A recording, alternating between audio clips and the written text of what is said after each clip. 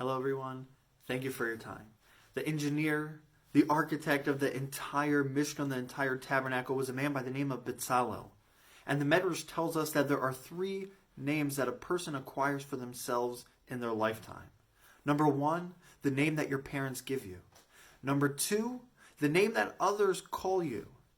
And number three, the name Shekona Hula'atzmo that you acquire for yourself. And the Medrash says, which one is the greatest? Number three, Shekona Hula'atzmo, the one that you acquire for yourself. As we see, the Medrash says, from Bezalel, through his deeds, through his mitzvos, through his attaining greatness, he merited to build the Mishkan, to build the tabernacle. What is it about this last name, the name you acquire for yourself, that makes it the greatest of all others? The explanation I saw is as follows. That when one goes through life, perfecting themselves, performing mitzvahs, learning Torah, coming closer to God, doing kindness for others, so their name, maybe the name that their parents gave them, has been transformed.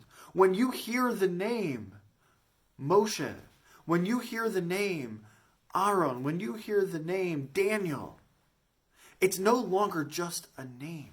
It represents so much more. It represents the person who you have become. And that's what people recognize.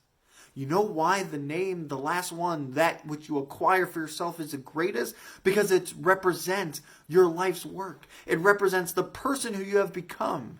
It's not just the name that your parents gave you. It's so much more. When we say the Chavetz Chaim, yeah, he had a different name, Yisrael Meir HaKohen.